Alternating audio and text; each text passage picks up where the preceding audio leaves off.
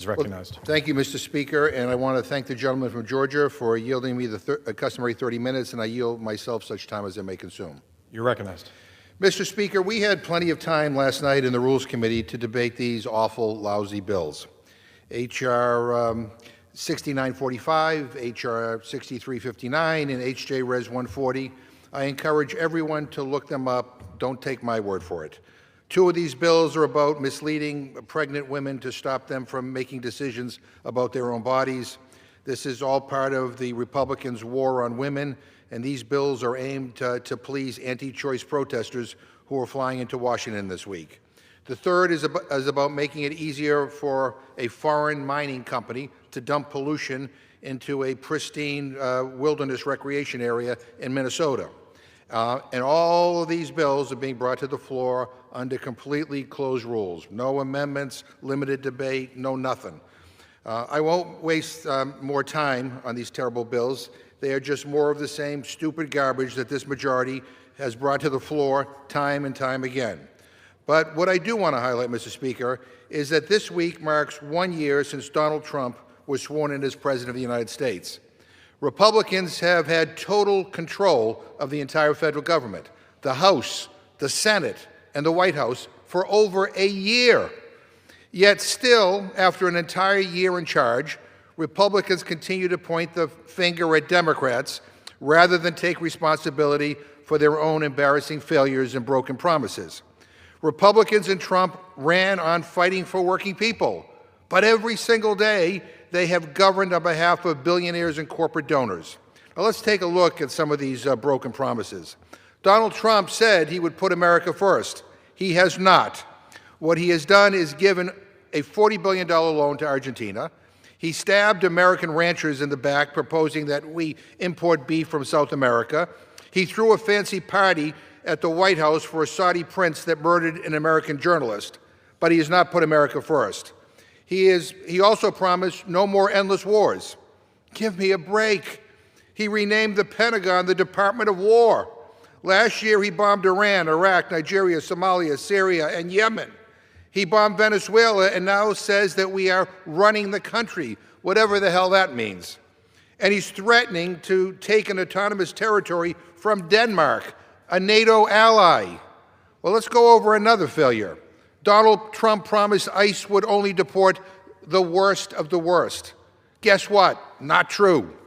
ICE agents are terrorizing not just immigrants, but U.S. citizens, sowing chaos, murdering an unarmed American mom in broad daylight, and deporting veterans and asylum seekers who are here legally.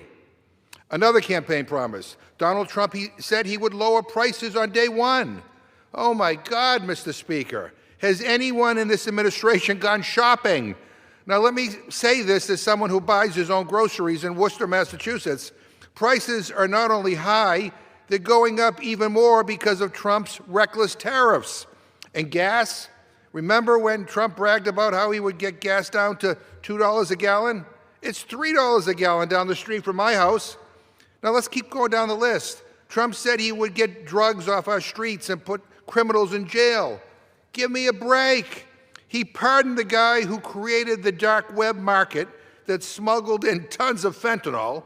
Then he pardoned the Honduran ex-president convicted of trafficking tons and tons of cocaine into the United States. And let's not forget, he pardoned all of the January 6th rioters, many of whom have since gone on to reoffend with illegal gun possession and committing child sex crimes after Donald Trump let them out of jail. Then, of course, we have the promise that Trump would, quote, replace Obamacare with something better. Instead of something better, Republicans let the enhanced ACA tax credits expire at the end of 2025, which means now people are paying more. Tens of thousands of people in Massachusetts alone have now dropped coverage, meaning they have no insurance at all. Republicans don't have a plan to replace Obamacare. They never have. And 15 years later, I'm starting to think that they never will.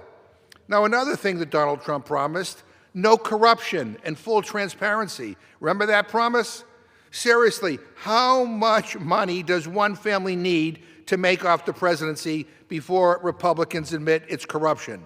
The Trump family has gotten nearly $4 billion richer since he took office last year.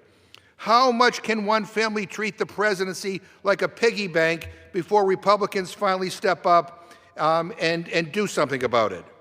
Why is his ballroom being funded by billionaire donors? What are they looking for? And what about the Epstein files? There's been no transparency there. We had to force a vote in Congress, and he reluctantly signed the bill, and he still hasn't released all the files. Less than 1% of the files have been released. What the hell is taking so long? What is he so afraid of? What is he hiding? And it's been clear to me since day one that one of Donald Trump's, it's been clear to me from day one what Donald Trump's disgraceful presidency has been all about. Look at who was in the front row of his inauguration. All billionaires. His Treasury Secretary, a billionaire. His Education Secretary, a billionaire. His entire cabinet, Health and Human Services, Energy, Interior, all led by billionaires. These people don't shop for themselves, or they don't worry about paying rent. They don't care about us. Trump said he would drain the swamp. What a bunch of BS. He moved the swamp into the Lincoln bedroom, for God's sake. So the bottom line is simple.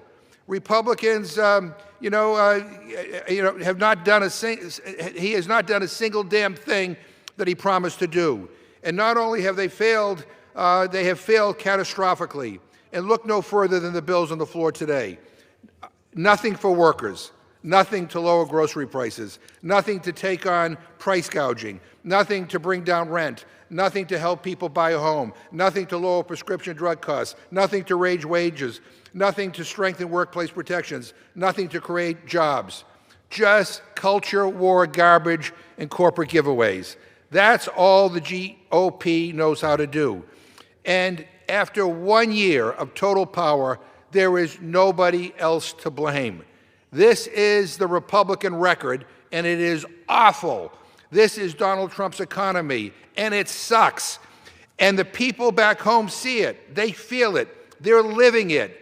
They see who keeps getting help and who keeps getting hurt. They see the billionaires cashing out while working families get squeezed. The Republican Party has had a year, and the American people have had enough. I urge a no vote on the rule, and I reserve my time.